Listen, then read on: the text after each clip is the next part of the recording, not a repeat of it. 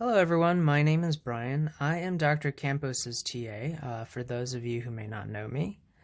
As we all know, things have gotten a little bit hectic these past couple of weeks with coronavirus, and Oakton for the time being is shut down. As of right now, things are still a little bit up in the air, but for now it has been mentioned that around March 30th, the lab portion of of your microclass is expected to resume. And so I figured in order to kind of help you guys better prepare yourselves when labs resume, I figured I would make a few videos to kind of demonstrate how to perform and also understand the exercises that you'll be performing starting with week 9. So in this video, I will be explaining exercise 5-5, which is the oxidase test. And the video will be kind of broken up into two halves. The first half being more of the explanation of the procedure itself, and the second half kind of going more so into the theory, so that you understand why the test is performed and how the test itself works. So in the first part, you'll be given your two cultures here, and according to the lab manual, you'll be handed E. coli and A. faecalis. You'll also be given the dry slide itself and a cotton applicator stick, which you'll be using to transfer your cultures onto your dry slide. Now, in general, the purpose of the oxidase test is to see whether or not the organism has a important protein complex known as cytochrome C oxidase, which is a protein found in the electron transport chain.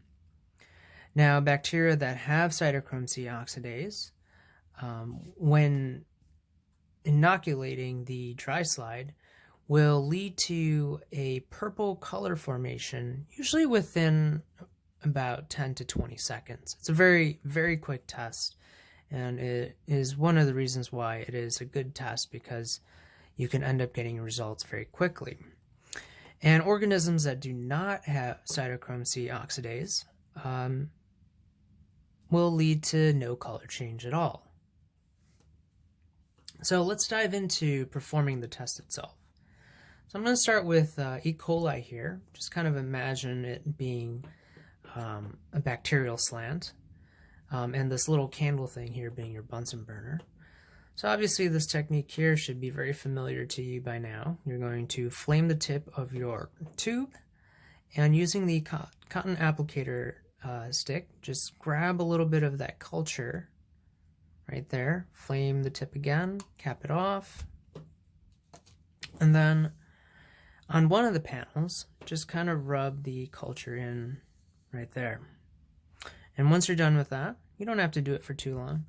You'll just throw this cotton applicator tip into the biohazard bin and grab a new one that is sterile.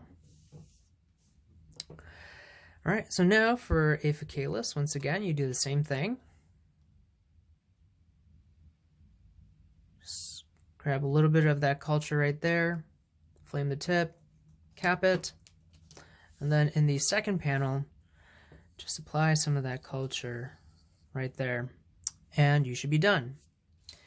And like I mentioned before, the test results usually come out within 20 seconds, and you will see the change happen pretty much instantaneously. And what you'll see here is that E. coli in the first panel, you'll see that nothing has appeared.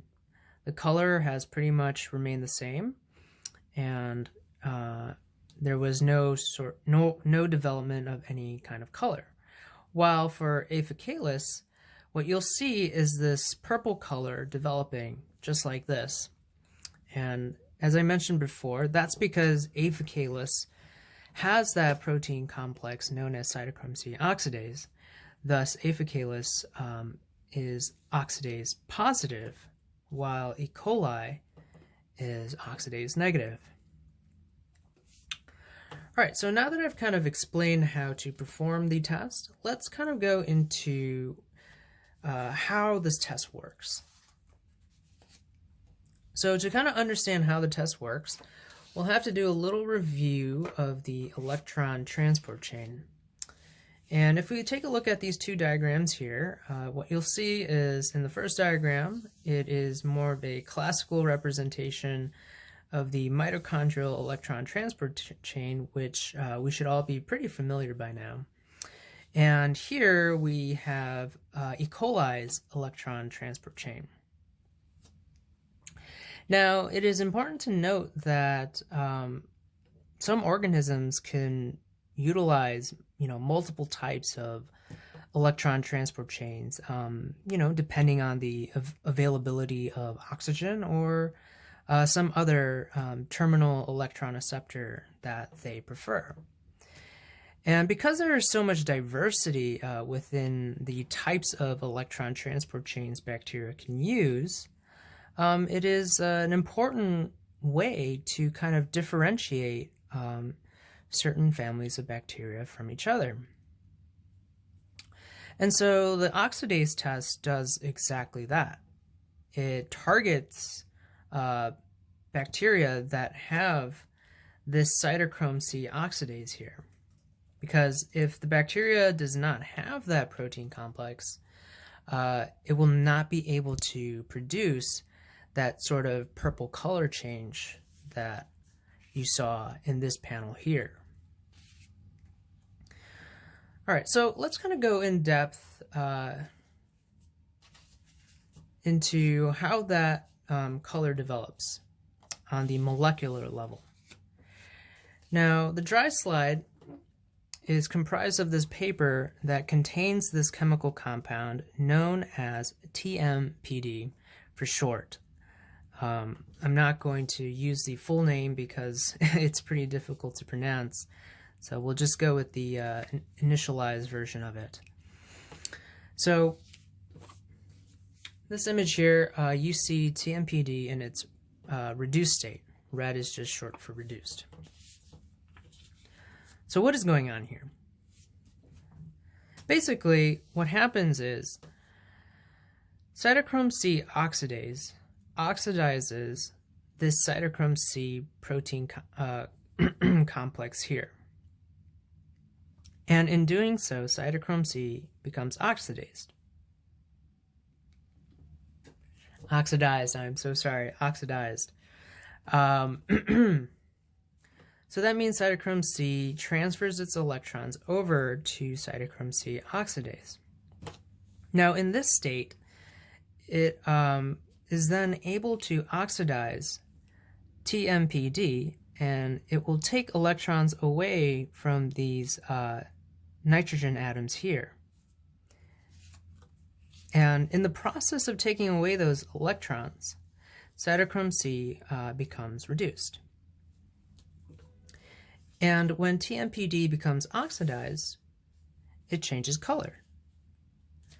Now, for organisms that do not have cytochrome C oxidase, this reaction cannot occur.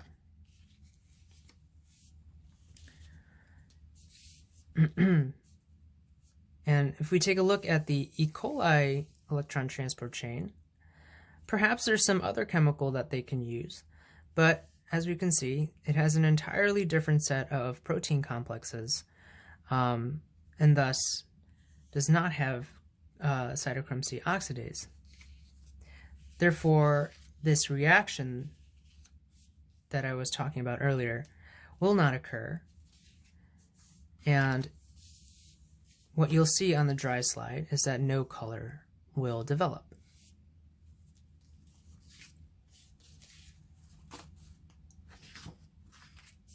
All right, so the oxidase test, just to kind of review what we've gone over, is important because it is able to differentiate bacteria that has this important protein complex here known as cytochrome C oxidase to bacteria that don't. And for the bacteria that do have this, they are able to sort of generate this purple color here that you see in this panel. And those that do not have this, you'll see that no reaction occurs, thus no color develops. I hope you guys found this video helpful.